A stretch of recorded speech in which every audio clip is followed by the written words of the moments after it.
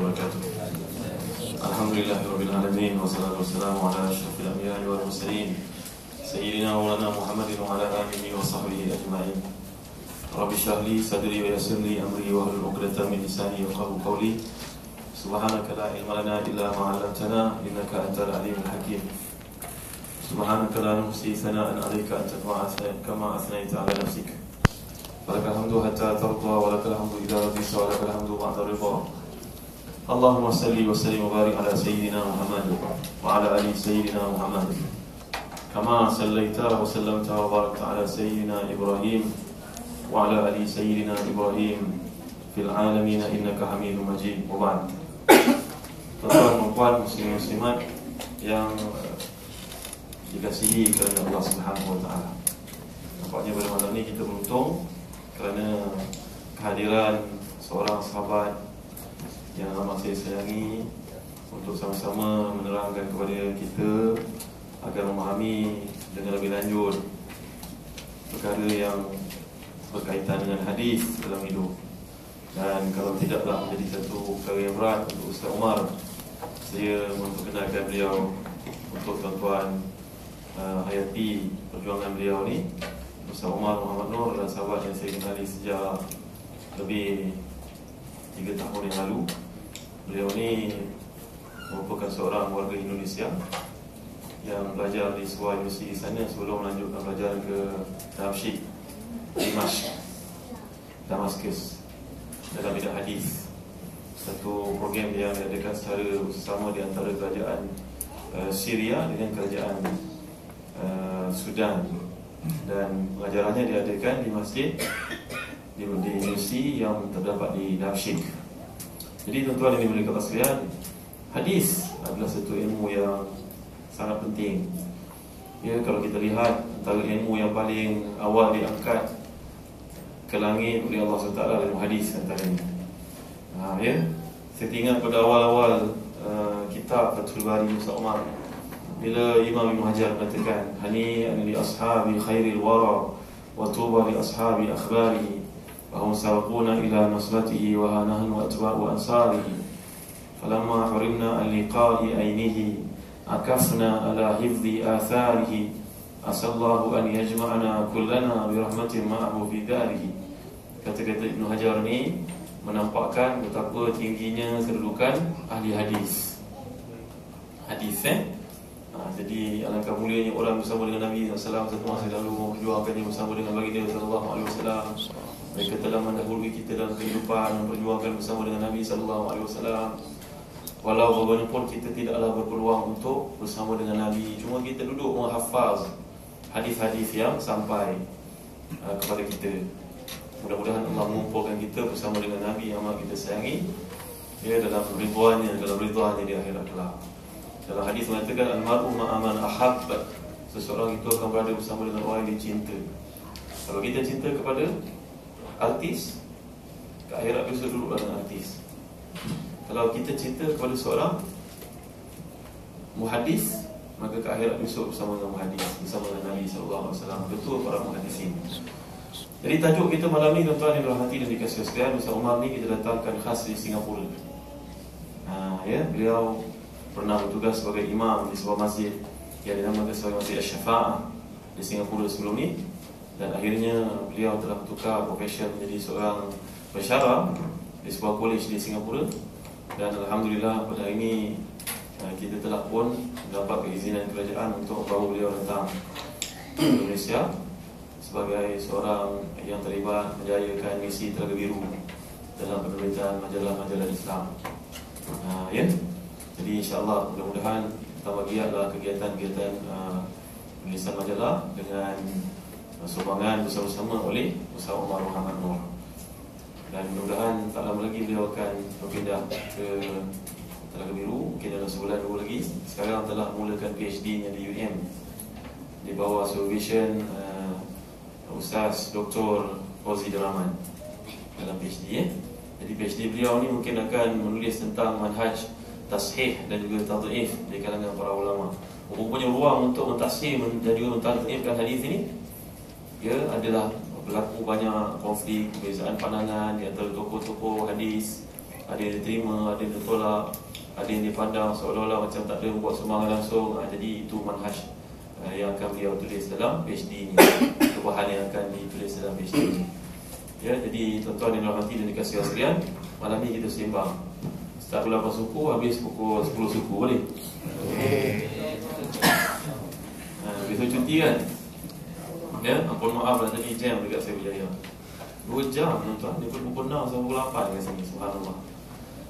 Baik, jadi tanpa melengahkan masa, kita buka ruang yang selalu ada kepada Ustaz kita, Ustaz Omar, supaya dapat kiranya membuat satu introduction terhadap tajuk yang telah kita pilih bersama tentang pengamalan Islam menegakkan syariat dalam kehidupan pada hari ini. Kerana seorang ayah tidaklah sampai tahapnya kepada Luqman. Dia bercita-cita untuk jadi Luqman, tapi nampaknya banyak kelemahan yang berlaku. Dan anak kita pun tak adalah sampai ke imannya si Luqman. Betul kan tuan-tuan? Dan isteri kita membaca tentang Fatimah Az-Zahra radhiyallahu anha wa radhaha, tapi dia tak mampu jadi macam Fatimah. Dia yang suami berusaha untuk menjadi Sayyidina Ali karramallahu wajhah, membacanya, menitis air mata perjuangan beliau, pengorbanannya, kesungguhannya, jihadnya, qiyamul lailnya, puasanya. Ya, semua itu menitis air mata kalau kita baca. Tapi manakah mungkin berulangnya sejarah seorang manusia yang hebat yang Nabi telah pun menggambarkannya sebagai seorang yang sangat cintakan Allah dan Rasul-Nya. Jadi kita ni punya kelemahan tuan-tuan. Ya, nak mengamalkan syariat dalam kehidupan ni nampak macam sedang, tapi ya Allah susahnya. Tambah pula kat rumah kadang-kadang ada televisyen.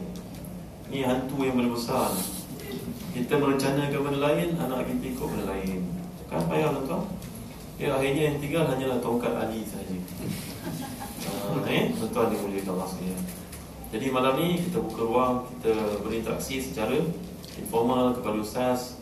Bagaimana Ustaz lihat isu pendidikan, mewujudkan syarat syariat dalam rumah tangga, baik seorang ayah, seorang ibu, seorang anak, sejauh mana di antara impian dan juga harapan, takut-takut dia jadi angan-angan saja.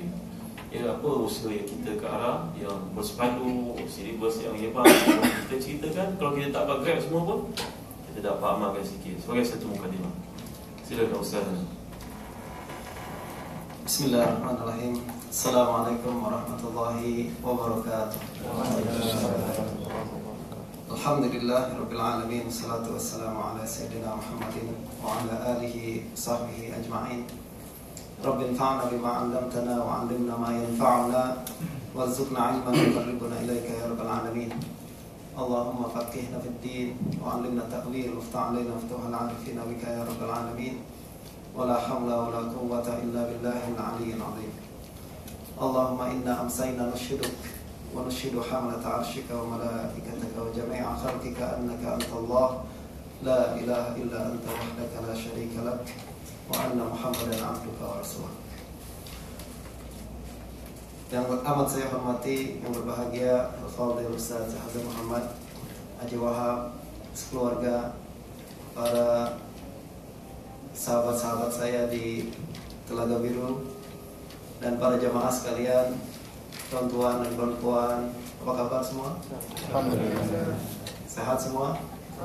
Alhamdulillah.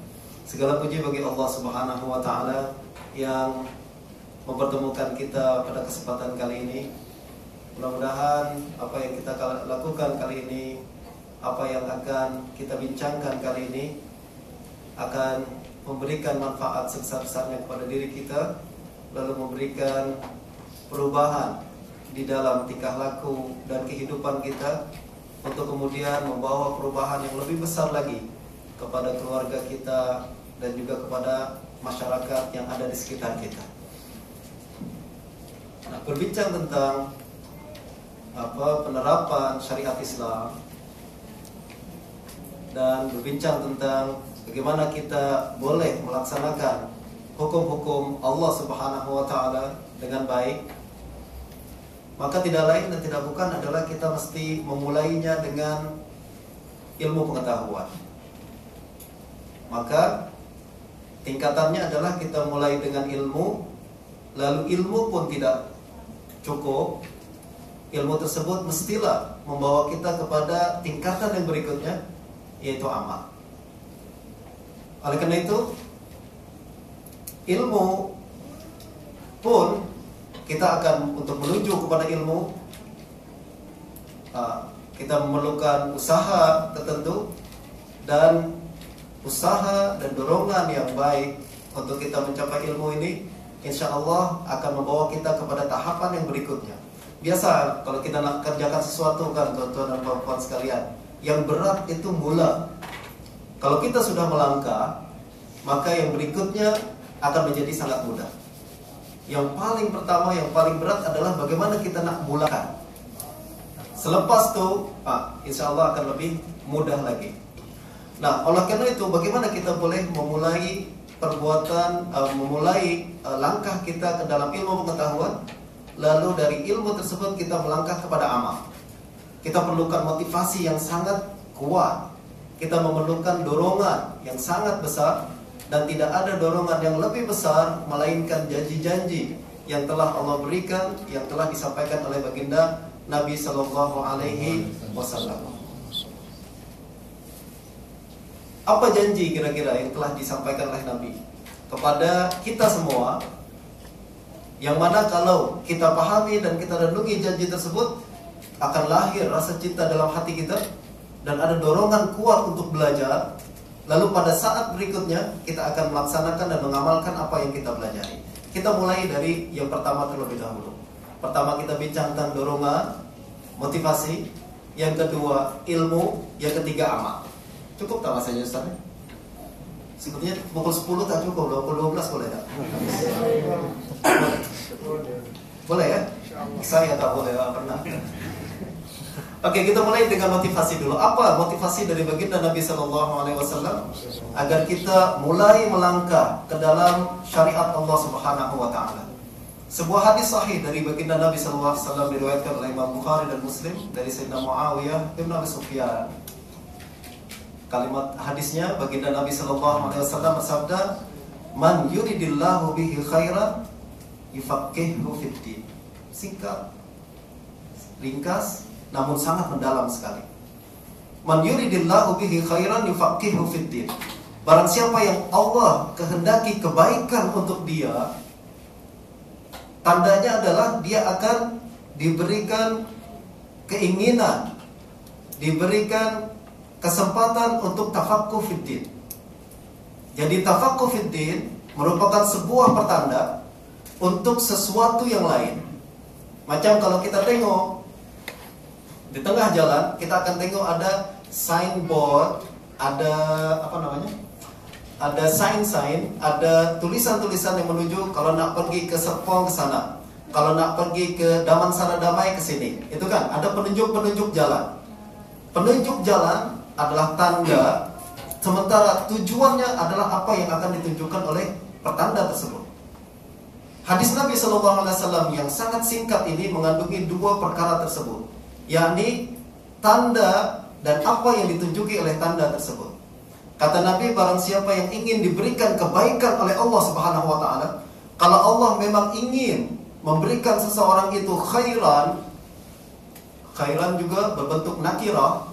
Bahasa Arab ini berbentuk nakirah yang menunjukkan sesuatu yang besar, nakirah litaksir, dan juga menunjukkan sesuatu yang mubham. Nakirah ini punya dua sifat.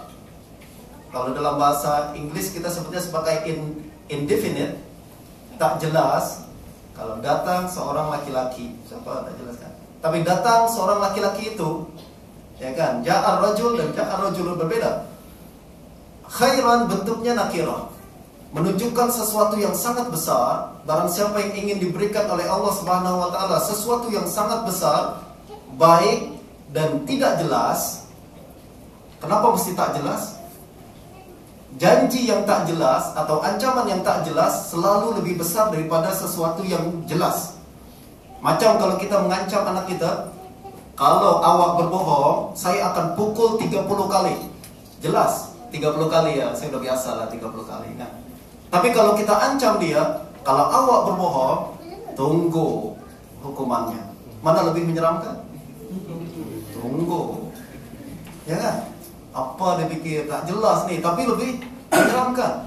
Macam gitu juga, kalau awak berjaya dalam pelajaran, Bapak akan belikan basikal, jelas. Basikal kalau dia suka, kalau tak suka, dia tak suka, tak jadi pendorong bagi dia. Tapi kalau awak belajar dengan baik, tunggu surprise dari ayah. Mana yang akan mendorong dia? Yang tak jelas lebih mendorong orang tersebut untuk melakukan suatu perbuatan. Nah, janji Allah Subhanahu wa taala yang disampaikan oleh baginda Nabi sallallahu alaihi wasallam adalah barang siapa yang akan Allah memang hendak memberikan kepada dia kebaikan yang sangat banyak, dan banyaknya begitu banyak sampai Allah tak sebutkan apa bentuknya, tandanya satu, dia akan ada tergerak untuk tafaqquh fid din. Tafaqquh fid din adalah tanda bahwa Allah memang tengah membukakan berbagai kebaikan-kebaikan, berbagai keuntungan-keuntungan duniawi dan ukhrawi yang tak Allah sebutkan apa bentuknya, tapi akan kita rasakan dalam kehidupan kita. Hadis sahih betul disampaikan oleh Nabi sallallahu alaihi wasallam sendiri, dan janji ini mesti jadi kenyataan. Cukup tak untuk mendorong kita untuk mulai tafaqquh fid din? Seharusnya kita semakin terdorong untuk saya harus melaksanakan agama ini. Allah janjikan begitu banyak. Allah dan Rasulnya yang tak pernah berdusta walau sedikit pun, yang maksum dari segala kesalahan dan dusta, menjanjikan sesuatu yang sangat banyak. Kalau Ustaz Zahazan janjikan kepada kita, awak datang kelas saya dapatlah saya kasih 10 ringgit, 200 ringgit misalkan, tak mungkin kita katakan Ustaz Zahazan berbohong lah, tak mungkin. Tapi Allah Subhanahu wa taala sendiri yang janjikan, pastilah sesuatu itu pasti akan jadi kenyataan. Ini cukup untuk mendorong kita dan memotivasi kita untuk belajar tafaqquh dan belajar ilmu agama dan syariat kita dengan baik. Ada hadis lain diriwayatkan oleh Imam Abu Dawud bahwa baginda Nabi sallallahu alaihi wasallam bersabda, "Naddarallahu imra'an sami'a minna hadisan fawa'ahu summa addahu kama sami'a." Semoga Allah nadar itu artinya cerahkan muka. Nadrah artinya muka yang berseri-seri. Ta'rifu fi wujuhihim nadratan na'im. Dalam Al-Quran, salah satu sifat-sifat ahli surga adalah dia mukanya berseri-seri dan penuh dengan cahaya kebahagiaan. Kata Nabi, barang siapa yang ingin mukanya, kata Nabi, semoga Allah berikan keseri-serian, kegembiraan di muka orang sami'a minna hadisan, yang dia mau mempelajari dan mendengarkan hadis. Macam yang tadi kita lakukan hari ini. Dengarkan hadis, fawa'ahu, lalu dia hafal, ingat-ingat hadis tersebut. Summa addahu kama sami'a, kemudian dia sampaikan sebagaimana yang dia dengar. Nabi katakan, Nabi doakan, semoga Allah cerahkan mukanya. Cerah muka ini kata para ulama tuan-tuan, maknanya adalah Allah akan mudahkan seluruh urusan hidupnya. Allah bukakan pintu rizki sebanyak-banyaknya, dan Allah buat agar hatinya setiap hari bergembira. Tak ada masalah sama sekali. Hutang tak ada, bil pun terbayar dengan baik, masalah semua selesai dengan baik. Nah, seperti itu, lakukan apa yang dilakukan oleh Nabi sallallahu alaihi wasallam. Nabi doakan semoga muka kita berseri-seri. Orang yang masalahnya terlalu banyak masalah tak akan mungkin berseri-seri mukanya, kan?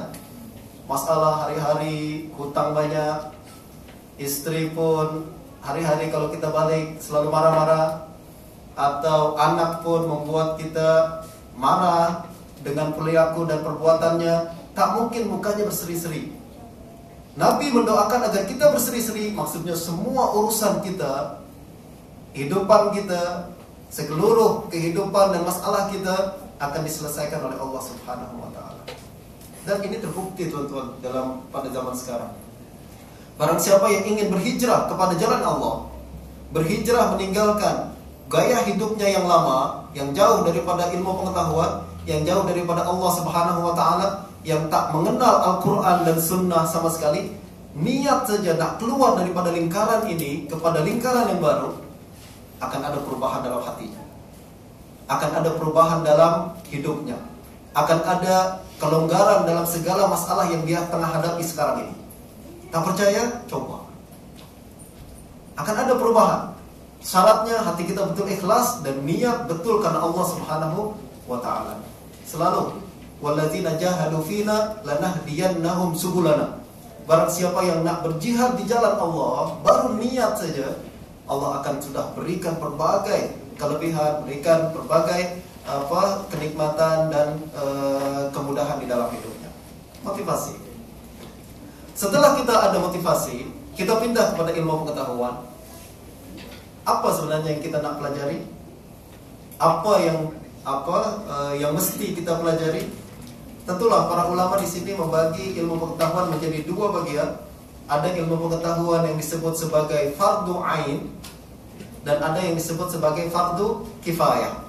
Imam Al-Ghazali dalam Ihya menyebutkan dan membagi ilmu tersebut menjadi dua bagian tersebut. Fardu ain adalah ilmu yang mesti kita ketahui, sebab hidup kita tak boleh berlangsung dengan baik kalau kita tak tahu ilmu tersebut. Selama ini kita tahu fardu ain apa? Wudu, sholat, zakat gitu kan. Sebenarnya adalah lebih daripada itu. Fardu ain adalah sesuatu yang berkaitan rapat dengan hidup kita. Barang siapa yang hidupnya berkenaan hari-hari berbincang tentang muamalah, jual beli, fardu ain bagi dia untuk mengetahui hukum jual beli. Barang siapa yang hari-hari hidupnya berkaitan dengan penyembelihan hayawan, fardu ain baginya untuk mengetahui bagaimana menyembelih hayawan dengan baik. Kalau saya tak berkaitan dengan menyembelih hayawan, tak wajib bagi saya untuk mempelajari ilmu menyembelih hayawan. Fardu kifayah bagi saya. Kalau ada orang lain, maka gugur kewajiban tersebut. Kalau tak ada, maka itu menjadi sesuatu yang mesti ada orang yang mengetahui perkara tersebut. Nah, ketahui fardu ain dengan baik dan coba untuk kuasai ilmu-ilmu yang berkenaan dengan kehidupan kita. Saya ingat pernah menulis dalam kolom Mahmudah bahwa seorang Imam Bukhari rahimahullah, Muhammad bin Ismail al-Bukhari, beliau berkata, sejak saya berakal, tak pernah saya melakukan sesuatu tanpa ilmu. Nak melakukan sesuatu mesti saya tahu apa hukumnya. Nak duduk, apa hukumnya? Nak berdiri, apa hukumnya? Nak menggaruk rambut pun, apa hukumnya? Karena beliau ahli hadis, maka beliau akan bertanya, kalau saya menggaruk, bagaimana sunnahnya dalam menggaruk? Kalau saya berdiri, bagaimana berdiri, sunnahnya dalam berdiri? Pada suatu ketika saya pernah berziarah ke seorang ulama di Syria. Beliau Abul Huda Al-Yaqubi. Mungkin siapa yang pernah tengok YouTube, pernah tengok beliau. Saya pernah datang dan berziarah ke rumah beliau, lalu disediakan sepinggan berisi buah anggur, diletakkan depan saya. Dipersilakan, sila minum, sila makan. Dia tanyalah ke saya, belajar di mana, apa yang dipelajari? Oh, setelah azan macam tadi jelaskan, belajar hadis lah, itulah, ya Allah, malunya saya. Sebab dia pun tanya ke saya, belajar apa? Hadis, oh hadis. Dia nak tengok bagaimana orang ini belajar hadis, mengamalkan sunnah ke atau tak. Karena orang hadis kan, hadis saja dipelajari, baca fadail amal semua dibaca, tapi tak laksanakan sunnah sama sekali. Macam kita, macam saya lah kan. Nah, apabila diletakkan buah tersebut, dipersilakan sila makan. Saya komentar, gimana cara makan buahnya, apa sunnahnya makan buah anggur ini? Tapi makan macam mana? Saya makan tak berani, saya tak makan tak sedap. Anda makan aja lah, kan? Makan, lalu bijinya saya letak macam kita makan buah anggur, biji kita keluarkan dari mulut lalu letak di meja. Dia tegur dengan sangat sopan sekali, dengan baik. Sunnahnya kalau letak biji itu kita keluarkan dengan lidah kita pakai tangan kiri nih. Letak sini, letak. Allah, malunya saya. Sampai nak letak biji pun kena tahu bagaimana nak mesti lakukan. Ya kan? Untuk yang baik-baik kita gunakan tangan kanan, untuk yang kotor-kotor sholat tangan kiri kan. Termasuk kita ambil buah tersebut tangan kanan, kita keluarkan bijinya tangan kiri, letak sini. Ya Allah, malu. Sampai yang kecil pun ada ilmunya. Sampai kecil pun ada ilmunya. Oleh karena itu, dalam ahli hadis, kalau kita nak tengok ilmu masuk ke dalam ilmu riwayat hadis, para ahli hadis sangat selektif sekali untuk melihat siapa orang-orang yang akan dijadikan gurunya. Apakah orang tersebut layak untuk menjadi meriwayatkan hadis atau tak?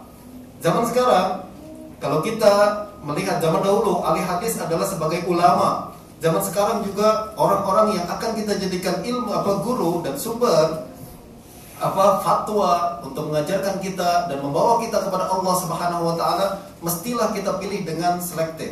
Tak boleh kita sembarang orang kita ambil. Maka dalam kajian hadis tak boleh kita mengambil hadis dari orang yang tak kita kenal identitinya. Majhul sama sekali, itu bukan sumber yang reliable untuk meriwayatkan hadis. Begitu juga orangnya ada, identitinya ada, tapi dia tak melaksanakan hukum dengan baik. Maka ada seorang ulama yang apabila datang ke seorang ahli hadis, lalu ditengok dia berlalu di depan rumahnya, dengar dalam rumahnya ada suara tanbur. Tanbur itu apa terjemahnya, Mas? Macam pompang ya? Drum, macam drum. Dia berlalu depan rumahnya, ada orang bermain drum dalam rumah ulama tersebut. Dia katakan, saya tak nak belajar sama dia lagi. Besok kita berlalu depan rumah saya, besar rumahnya, dengar ada suara musik. Wah, besok kita pangkal ya. Tak boleh lagi kita ambil apa-apa yang kita pelajari daripada dia. Mesti jaga diri kita.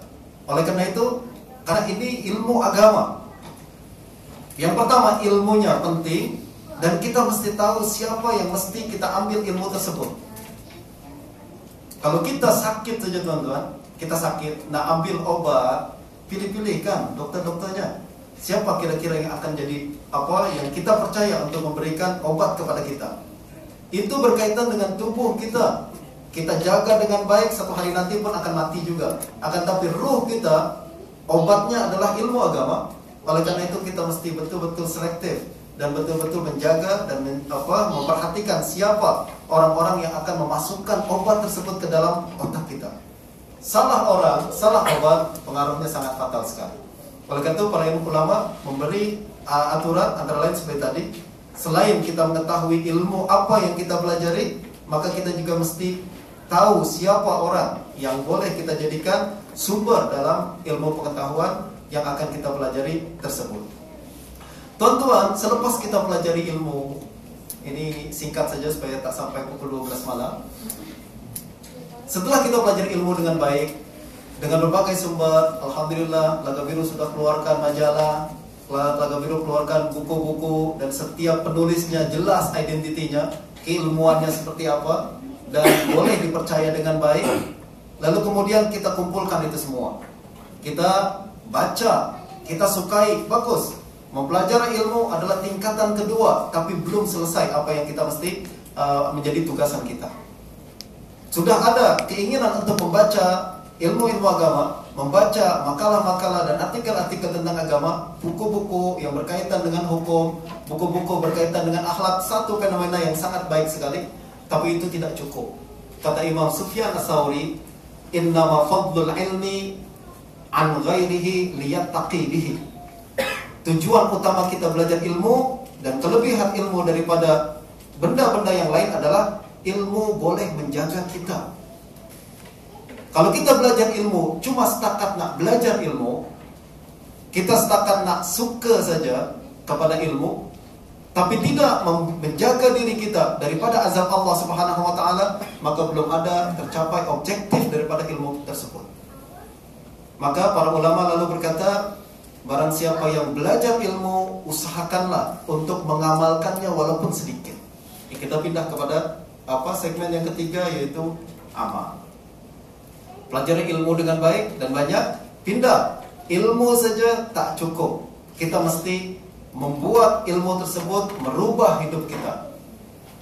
Berapa banyak tuan-tuan dan puan-puan sekalian orang yang tahu bahayanya merokok, tapi tetap dia merokok. Kira-kira ilmunya dapat menyelamatkan dia daripada kanser? Apakah ilmu tersebut dapat menyelamatkan dia dari berbagai penyakit yang disebabkan oleh rokok tersebut? Tak, ilmu tak ada guna sama sekali apabila tidak menjaga dia dan tidak diamalkan dan digunakan untuk menjaga dirinya dari perkara-perkara yang dapat membahayakan diri tersebut. Nah, ada seorang ulama Maka dulu Imam Ahmad bin Hanbal sangat ketat sekali. Beliau seorang ahli hadis dan beliau juga seorang ahli sunnah. Beliau juga yang sangat detail dan sangat penting sekali mementingkan amal dalam kehidupan. Ada seorang ulama datang menginap di rumah Imam Ahmad bin Hanbal. Diriwayatkan oleh Imam Khatib Al-Baghdadi dalam kitab Al-Jami' li Akhlaqir Rawi wa Adab As-Sami'. Ada seorang ulama datang ke rumah Imam Ahmad bin Hanbal. Dia ulama dan dia ingin mencari hadis dan belajar hadis kepada Imam Ahmad bin Hanbal. Apabila menginap, dihormati oleh Imam Ahmad, disediakan satu bilik tersendiri. Bahkan zaman dahulu dalam satu bilik tak ada toilet kan. Jadi untuk berwudu, untuk ambil air sembahyang disediakan sendiri oleh Imam Ahmad. Sediakan satu baldi, diisi dengan air. Imam Ahmad sendiri letakkan di bilik orang tersebut untuk hormati tamunya. Menginap dia satu malam. Pagi harinya Imam Ahmad tengok ke bilik tersebut. Ternyata air yang beliau sediakan tak berubah sama sekali, tak kurang. Seolah-olah Imam Ahmad tengok ini air tak dipakai kan tengah malam. Kalau orang ini sholat malam mesti dia berwudu kan. Maka Imam Ahmad apa yang beliau katakan? Subhanallah, sahibu hadis laisa lahu wirdun fil lail. Masya Allah, seorang pelajar hadis tak punya wirid ke tengah malam. Heran beliau. Awak belajar hadis banyak-banyak, keutamaan tasbih, keutamaan qiyamul lail, keutamaan untuk melaksanakan ibadah di tengah malam. Untuk apa kalau tak dilakukan? Beliau berkata, subhanallah, sahibul hadis laisa lahu wirdun bil lail. Orang belajar hadis, belajar ilmu agama, tapi tak punya wirid di tengah malam. Wirid wajib ke tak wajib? Tak, sunnah. Tapi awak ni pelajar ilmu agama, awak sudah belajar agama, mesti berbeda dengan orang-orang yang lain. Nah, masih berkenaan dengan Imam Ahmad bin Hanbal, diriwayatkan oleh Imam Ibnul Jauzi dalam Manaqib Imam Ahmad bin Hanbal bahwa suatu ketika Imam Ahmad ini pernah dikejar-kejar oleh pemerintah, oleh kerajaan Bani Abbasiyah. Case-nya berkenaan dengan case akidah, apakah Al-Quran makhluk atau tak makhluk. Beliau dikejar-kejar dan beliau tegas sekali dalam case ini bahwa Al-Quran bukan makhluk, Al-Quran kalamullah bukan makhluk, berbeza dengan pandangan rasmi negara. Oleh karena itu beliau dikejar-kejar dan ingin ditangkap dan dihukum. Imam Ahmad lalu menginap bersembunyi di rumah seorang muridnya. Apabila bersembunyi, muridnya ini tentulah menghormati Imam Ahmad dengan baik, lalu dilayani semua keinginannya dengan baik, lalu dijaga seluruh makan minumnya dengan baik. Namun selepas 3 hari menginap dan bersembunyi di tempat tersebut, Imam Ahmad berkata kepada muridnya, wahai muridku, tolong carikan saya tempat persembunyian yang lain. Muridnya berkata, wahai Imam, awak tak selesa ke di sini? Kurang ke khidmat yang saya berikan? Apakah saya tak cukup berkhidmat kepada Tuhan sehingga Tuhan nak minta carikan tempat persembunyian yang lain? Kata Imam Ahmad, tak. Tapi tolong awak carikan tempat persembunyian yang lain. Kalau sudah dapat, nanti saya akan berikan kenapa alasannya saya minta dicarikan tempat yang baru. Carilah. Murid ini cari tempat tersebut yang lain, sudah dapat, dia kembali lagi ke rumah. Dia katakan, wahai Imam, kita sudah dapatkan tempat yang baru. Apa kira-kira alasan Tuhan sehingga minta tempat yang baru ini? Kata Imam Ahmad, Rasulullah SAW apabila berhijrah ke Madinah, beliau bersembunyi di gua Sur selama 3 hari. Selepas itu beliau pergi dan melanjutkan perjalanan, meninggalkan tempat tersebut. Kata Imam Ahmad, la yanbaghi an yuttaba'ar rasul fir raha wa yutraku fis syiddah. Tak layak bagi saya, tak sedap bagi saya ikut sunnah Nabi dalam keadaan senang, lalu saya tinggalkan sunnah dalam keadaan susah. Masya Allah, ucapan yang sangat baik sekali. Kalau kita kan tuan-tuan, kalau lagi happy, buatlah sunnah. Masih berkenaan dengan boleh kawin 4 sunnah Nabi. Wah, happy kan. Pakai apa lagi? nak pergi nak lakukan yang senang-senang lah, makan kurma sunnah Nabi, ya. Pakai serban sunnah Nabi. Tapi kalau yang susah-susah, itu kan sunnah aja kan, tak payah buat sunnah aja. Padahal kata Imam Ahmad, tak layaklah bagi kita. Kalau senang kita ikut sunnah, kalau susah pun mesti ikut sunnah. Sebab Nabi SAW Allah turunkan kepada umat manusia sebagai ikutan kita, ikutan dalam seluruh kehidupan kita. Sama ada kehidupan kita tak selalu senang, tuan-tuan. Senang Nabi ajarkan bagaimana, dan susah pun Nabi ajarkan bagaimana. Maka baginda Nabi SAW adalah ikutan kita di waktu susah dan di waktu senang. Ada seorang ulama lagi namanya Bishr bin Haris al-Hafi, seorang ulama zahid, zuhud sangat di Baghdad. Beliau pernah berkata, "Addu zakat al-hadis." Bayarlah zakat hadis. Ini beliau bincang kepada ahli hadis. Ahli hadis rajin sangat tulis hadis berjilid-jilid, baca hadis berjilid-jilid, kumpulkan ilmu dengan banyak. Kata Bishr al-Hafi, bayar zakat hadis. Bagaimana bayar zakatnya? Anta'malu bi khamsati ahadis fi kulli mi'atai hadis. Setiap kali 100, 200 hadis kita catat, kita tulis dan kita pelajari, kita dengar, minimal laksanakan 5 hadis. Setiap 40 hadis yang kita pelajari, minimal 1 kita amalkan. Itu zakatnya yang wajib bagi kita. Kita baca buku hadis 40, ya kan? 40 hadis kita baca, minimal 1 kita amalkan. Janganlah kita baca khatam saja, 1 pun tidak diamalkan. Minimal 1 kita laksanakan sebagai zakat hadis. Gitu juga semakin banyak ilmu kita, fardu ain kita baca, buku berbagai buku kita baca, minimal ada 1/2/5 daripada ilmu yang kita pelajari kita amalkan sebagai zakat ilmu tersebut.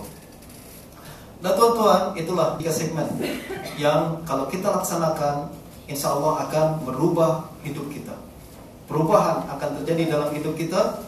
Lalu kemudian perubahan tersebut semula mulai dalam diri kita, lalu kemudian mestilah akan menjala dan berkembang kepada orang-orang di sekitar kita, yaitu keluarga-keluarga kita, anak istri kita. Bahkan diceritakan antara lain adalah Imam Abu Hurairah, Sayyidina Abu Hurairah radhiyallahu anhu. Beliau hidup di dalam satu rumah, beliau dengan istrinya dan pembantunya. Setiap malam Abu Hurairah selalu membagi malamnya menjadi 3 bagian. Yang pertama, dari malam yang pertama, misalkan dari pukul 9 sampai pukul 12, Sayyidina Abu Hurairah bangun untuk melaksanakan sholat selama beberapa jam. Kalau beliau sudah penat, nak berehat, dia akan bangunkan istrinya. Awak sekarang giliran awak. Sholatlah istrinya berapa jam. Kalau sudah penat, dia akan tidur. Sebelum tidur, dia akan bangunkan pembantunya. Giliran awak sholat malam. Di akhir nanti, dia akan bangunkan keseluruhannya untuk sholat subuh. Wah, ini yang dilakukan oleh ulama kita. Kerjasama dalam keluarga. Kehidupan nih, kalau kita berjalan seorang diri akan sangat berat sekali. Akan tapi kalau ada orang-orang yang satu tujuan dengan kita, dan kedua semuanya mempunyai destinasi yang sama, insya Allah akan menjadi sangat mudah untuk kita lalui bersama. Saya rasa saya terlalu panjang cakap Ustaz Azam. Nah, insya Allah kita kembalikan kepada Ustaz Azam Muhammad dan untuk input yang lebih banyak lagi, insya Allah. Alhamdulillah wassalatu wassalamu ala Rasulillah. Nampaknya apa yang usahakan sebenarnya banyak nak sambung, tapi takut putus idea Ustaz Umar. Bagi saya ilmu hadis yang satu ilmu yang sangat hebat. Ingat saya tuan-tuan yang rahmati dan dikasihi Allah sekalian, waktu belajar hadis dengan guru kami di Baghdad, di Jordan, seorang guru di Baghdad, Syekh Maulana Dr. Walid Al-Ani Al-Hasani. Allahu Akbar, cerita seorang bagaimana muhadis ini punya cara hidup. Imam Ahmad yang digambarkan oleh Ustaz Umar tadi memakai sepatu sandalnya selama 18 tahun tak pernah tukar. Ya, umurnya 11 tahun, ibunya sedang menghafazkan dia Al-Quran Karim, menggerakkannya untuk bangun qiyam, bangunlah Ahmad, bangun tahajud. Ya, dan kemudian dihantar untuk pergi menuntut ilmu dengan bekal yang sangat minimal. Bayangkan tuan-tuan, Imam Ahmad ni berkahwin pada usia 40 tahun. Baik Ustaz. Ya, satu soalan yang Ustaz sebut tadi berkenaan dengan satu bahagian yang Ustaz sebut tadi berkaitan hadis dan juga sunnah. Pernah seorang berkata bahawa Sufyan As-Sawri adalah seorang imam bil hadis. Imamnya ahli hadis. Sufyan bin Uyainah pula adalah seorang imam dalam sunnah. Sufyan bin Uyainah namanya Sufyan juga. Tapi Imam Malik adalah imam dalam kedua-duanya sekali. Imamun fil hadis wa imamun fis sunnah. Imamun fihima jami'an. Baik sama. Ada dua soalan kat sini. Ya, sama terang bagi kita.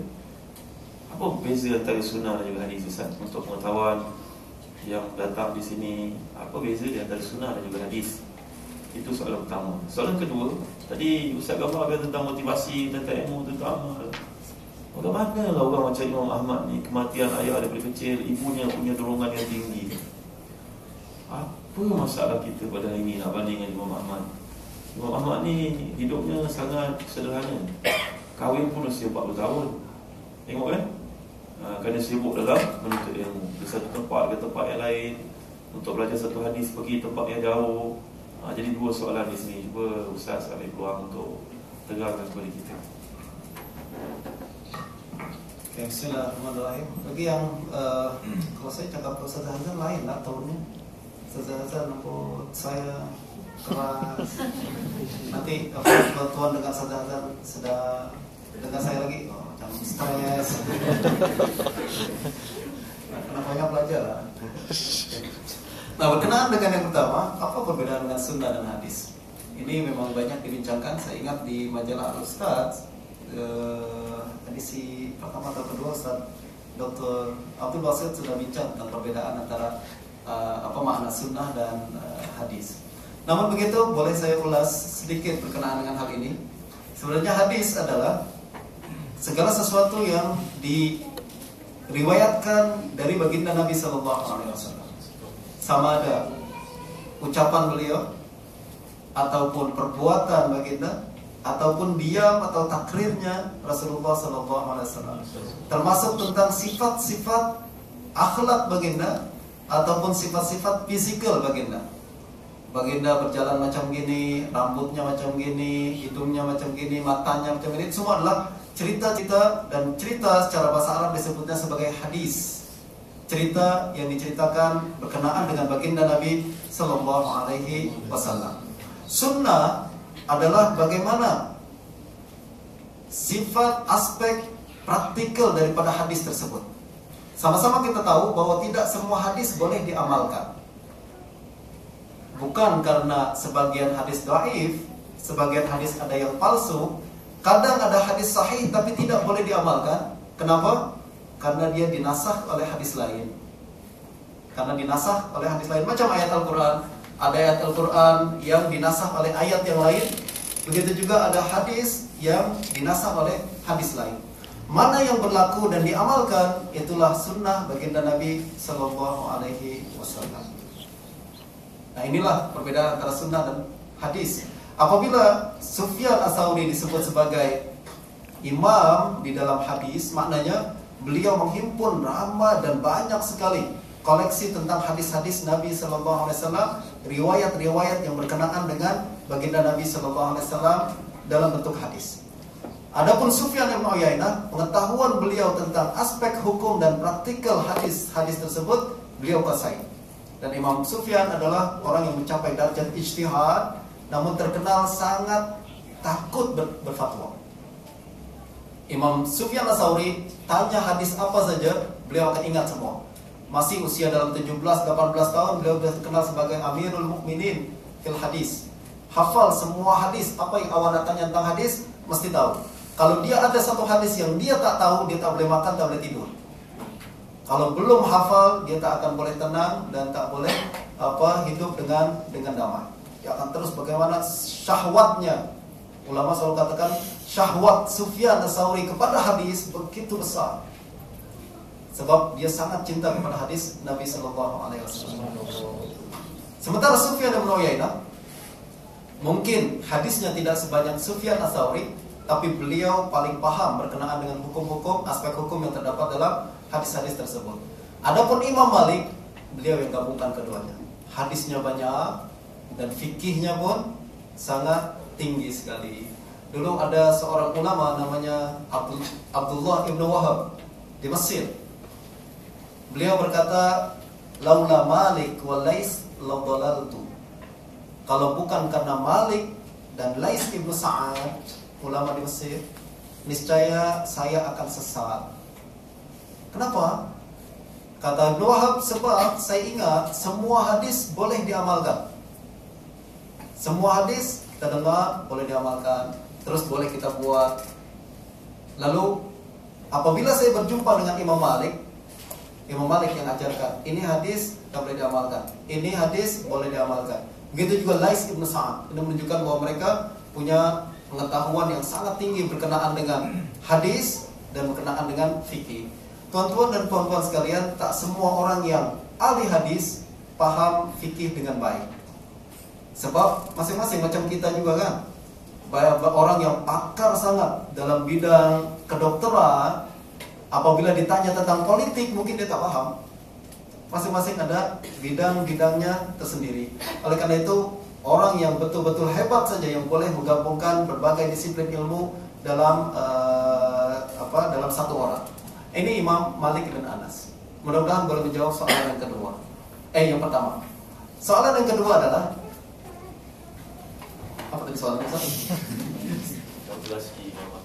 Bagaimana motivasi Imam Ahmad?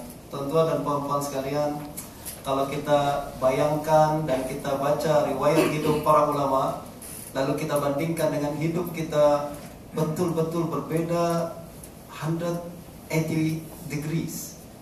Betul-betul berbeda, bertolak belakang sama sekali.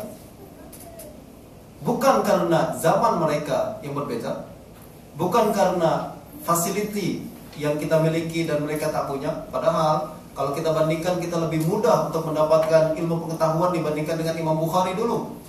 Imam Bukhari tak punya. Kalau kita sekarang kuasai hadis dalam satu CD saja kan, dan kita nak cari sesuatu tinggal search saja dalam internet, keluar berbagai informasi berkenaan dengan ini. Dulu Imam Bukhari cari satu hadis pun kena keluar dari Bukhara sampai ke Makkah, Hijaz, kemudian sampai ke Irak dan ke tempat-tempat yang lain. Kita tinggal ada di ujung jari kita. Apa masalahnya? Kenapa kita tak jadi macam Imam Bukhari? Ternyata masuk perbedaan kita yang paling besar adalah apa yang berada di dalam hati kita, pikiran kita. Kita mementingkan, apa yang kita pentingkan berbeda dengan apa yang mereka pentingkan. Apa yang kita inginkan berbeda dengan apa yang mereka inginkan. Apabila seperti Imam Ahmad bin Hanbal, orang tuanya dan orang-orang yang ada di saat itu, mereka melihat bahwa kedudukan di sisi Allah jauh lebih penting daripada kedudukan di sisi manusia. Oleh karena itu yang mereka inginkan, agar anak-anak menjadi apa yang seperti yang mereka ingini. Nah, kita ambil satu contoh seorang ulama hadis. Beliau bernama Hasan bin Muhammad An-Naisaburi, dikenal dengan Abul Walid An-Naisaburi, seorang guru daripada Imam Hakim An-Naisaburi. Siapa yang pernah belajar hadis, tengok riwayatkan oleh Imam Hakim misalkan, salah seorang gurunya adalah Hasan bin Muhammad Abul Walid An-Naisaburi. Beliau bercerita bahwa ibunya pernah bercerita kepadanya. Ibunya berkata, dulu waktu saya hamil, saya pernah datang ke majlis Hamzah, Abbas bin Hamzah, seorang ulama besar, datang ke negeri kita. Lalu dia buka majlis hadis, belajar ilmu-ilmu agama diajarkan di situ. Kebetulan majlis yang beliau buat adalah pada 10 hari bulan Zulhijjah, Ayyamul Ashr. Hari 1 sampai 10 ini kan terkenal sebagai hari-hari yang sangat istimewa sekali. Doa mustajab dan ibadah dilipat gandakan oleh Allah Subhanahu wa taala. Kata ibunya, apabila saya mendengar Abbas bin Hamzah datang ke Nisabur, saya minta izin ke suami saya, "Abang, boleh tak saya hadir ke majlis beliau?" Kata suaminya, "Sila, awak hadir." Datanglah, ibunya duduk dalam keadaan sudah hamil anaknya. Selepas majlis itu berakhir, Abbas bin Hamzah berkata kepada para hadirin, "Tuan-tuan, sebelum kita tutup majlis kita, mari kita berdoa sama-sama." Doalah. Abbas bin Hamzah yang doa dan diamini oleh semua. Apabila tengah berdoa, ibunya Hasan bin Muhammad nih berdoa, Rabbi habli waladan aliman. Ya Allah, berikan saya anak yang alim. Minta agar berikan saya anak yang alim. Kenapa dia tak minta, ya Allah, berikan saya anak yang kaya, yang handsome, yang yang banyak duit yang kenapa dia tak minta seperti itu? Sebab permintaan seseorang mencerminkan apa yang ada di kepala dia. Sebenarnya dia ingin agar apa nilai-nilai yang lebih penting untuk dia. Siapa yang mementingkan nilai-nilai keduniaan, dia akan minta apa yang berkaitan dengan duniawi. Tapi barang siapa yang mementingkan ilmu pengetahuan dan kedudukan di sisi Allah Subhanahu wa taala, maka itu yang akan dia minta kepada Allah Subhanahu wa taala. Maka apabila dia berdoa bersama-sama, dia minta, ya Allah, Rabbi habli waladan salihan. Ya Allah, berikan saya anak yang saleh. Selepas dia balik ke rumah, beliau bermimpi berjumpa dengan seorang laki-laki, malaikat. Lalu malaikat itu berkata, ya Hazih, wahai ibu perempuan, Allah telah kabulkan doa awak. Allah akan berikan awak seorang laki-laki, anak laki-laki yang alim, dan dia akan wa ya'ishu kama 'asha abuk. Dia akan hidup sepanjang seperti mana bapak awak hidup. Jadi dia akan hidup seperti umur bapak ibunya. Jadi datuknya dia sendiri. Betul, lahirlah seorang anak yang kemudian dikenal sangat besar dalam ilmu hadis, sangat besar dalam ilmu fikih. Apabila dia meninggal dunia, dia ceritakan kisah ini kepada Imam Hakim. Kata Imam Hakim, dia ceritakan kisah tersebut. Lalu Abul Walid berkata, bapaknya ibu saya usianya 71 tahun. Sekarang ini saya sudah 71 tahun. Kata Imam Hakim, lepas beliau bercerita, 4 hari kemudian meninggal dunia. Benar seperti apa yang disampaikan dalam mimpi tersebut. Nah, inilah tuan-tuan sekalian, kalau kita ingin dekat, kita menginginkan kita punya nilai-nilai yang sangat tinggi, kita ingin agar pikiran kita selalu mengharapkan apa yang di sisi Allah Subhanahu wa taala, maka kita akan meminta sesuatu itu kepada Allah Subhanahu wa taala. Kita akan coba dan ingin agar mempunyai dan diberikan anak-anak yang soleh. Diceritakan antara lain juga Imam Al-Ghazali. Bapak beliau setiap kali, dulu orang biasa saja, bapaknya Imam Ghazali. Diceritakan oleh Imam Tajuddin As-Subki dalam Tabaqat Syafi'iyah Kubra, bahwa bapaknya Imam Ghazali itu orang biasa saja. Tapi setiap kali berjumpa dengan orang alim, dia selalu hadir, khidmat, lalu kemudian menangis, mendengarkan ceramah dan meminta kepada Allah Subhanahu wa taala, ya Allah, berikan saya anak yang alim, berikan saya anak yang saleh, berikan anak yang dekat dengan Allah Subhanahu wa taala. Lalu anak-anak seperti Imam Ghazali dan saudaranya Imam Ahmad, Muhammad Al-Ghazali dan Ahmad Al-Ghazali. Dua-dua juga seorang ulama yang sangat besar sekali. Tuan-tuan, ini menunjukkan bahwa bagaimana kita nak menciptakan anak yang saleh semacam Imam Ahmad, mestilah kita menjadi ibu-ibu yang saleh macam ibunya Imam Ahmad. Kalau kita ingin mempunyai anak-anak yang saleh seperti Imam Abul Walid An-Naisaburi, hendaklah kita menjadi orang-orang tua yang seperti orang tua beliau. Mustahil sekali lahir seorang anak yang besar sekali, sementara orang tuanya tak pernah punya keinginan untuk bahkan tak pernah minta kepada Allah Subhanahu wa taala untuk diberikan anak seperti itu. Jadi apa yang kita inginkan, kita minta sekarang, lalu kita minta agar Allah kabulkan apa yang kita minta tersebut. Allahumma.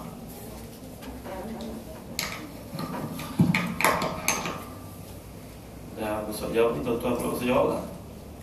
Yes. Sebenarnya tuan-tuan yang boleh kasih ni, Ustaz Umar, jadi betulkan niat balik semula. Kenapa kita nak anak-anak kita jadi orang saleh, kan?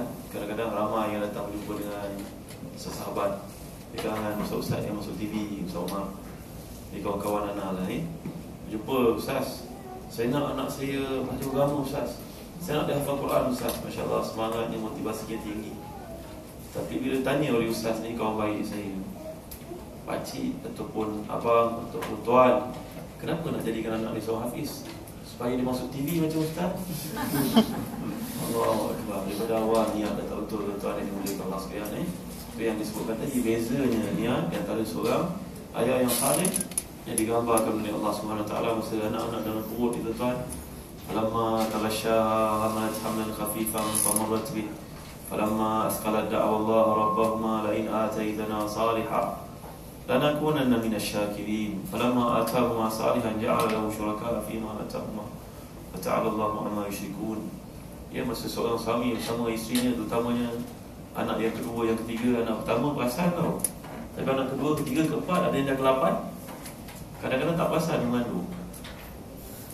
Masa dalam kandungan masing-masing berniat nak jadi anak ni orang saleh, tapi keluar ni Masya Allah kadang-kadang kerana niat yang tak betul ataupun kerana matlamat yang salah, maka taklah mencorak menjadi apa-apa.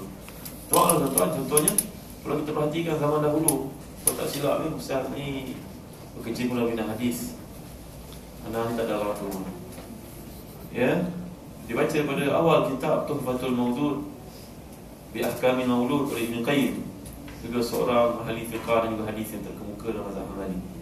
Dia berkata bahawa kisah menceritakan seorang orang yang saleh, kelahiran anak lelaki, maka dia pun membeli anaknya, ternyata anaknya sudah bertindih. Pelik kan? Lahir anak sudah bertindih. Lelaki, kalau perempuan boleh tahan, boleh pakaikan dia anting-anting. Ini lelaki bertindih. Maka orang lelaki yang saleh ni pun tak ada tempat nak mengadu melainkan kepada tuan guru. Ini tabiat mereka yang terdahulu, mengamalkan sunnah Nabi SAW. Lahir saja anak, tahnik daripada Nabi SAW. Nabi doakan untuk Ibn Abbas sebagai contoh, Allahumma faqihu fid din wa alimhu ta'wil, Allahumma faqihu fid din wa alimul hikmah. Dalam versi yang lain Ustaz, wansyur minhu, 3 versi berlainan. Faqihkan dia urusan agama, fahamkan dia kepada Quran. Itu dia punya motivasinya. Maka orang saleh ni pun berjumpalah dengan guru yang ada pada zaman itu. Tuan guru, anak saya lahir lelaki tapi malangnya dia bertindih. Apa tandanya ni, wahai tuan guru?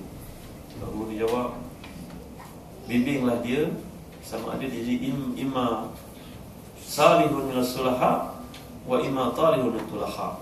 Sama ada dia jadi orang paling saleh pada zamannya ataupun jadi orang paling talih. Allah telah kabutlah bapa dia balik pulang beritahu isterinya, sayang, nampaknya kau budak besar, kita kena jaga budak ni, dia ada satu kelainan yang luar biasa, keluar biasaan. Allah dah bagi kepada kita satu isyarat, kalau tak jaga dia jadi orang paling teruk sekali pada zamannya.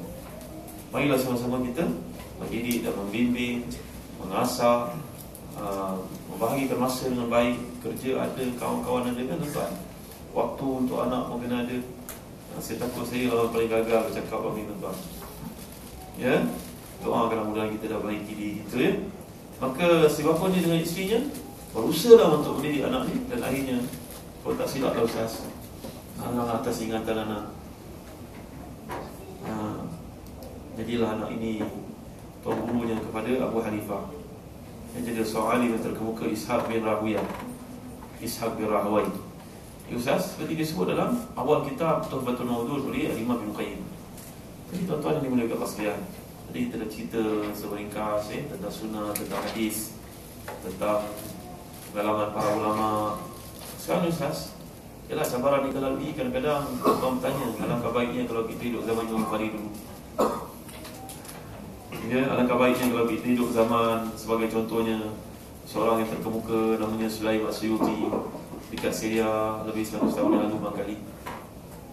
Kan kebaik kalau kita hidup zaman kerajaan Islam Osmaniyah, bila Islam didaulatkan, kegiatan-kegiatan agama diberi keutamaan, siaran-siaran melalaikan, dan juga kehidupan yang seperti sekarang ni tidak mereka lalui. Apa komen Ustaz? Kerana yang ada di depan ni merupakan ayah, merupakan ibu yang berusaha, tetapi dalam setiap usaha kadang-kadang kita rasa macam nak putus asa. Allahu Akbar, inilah yang mampu nak, yang mampu sediakan untuk kamu. Ya, ayah galakkan kamu untuk pergi ke majlis ilmu, tapi kamu kata kamu uzur anak perempuan contohnya. Duduk kat rumah tengok TV, jangan pandang belakang. Kan, atau main game, main ribet.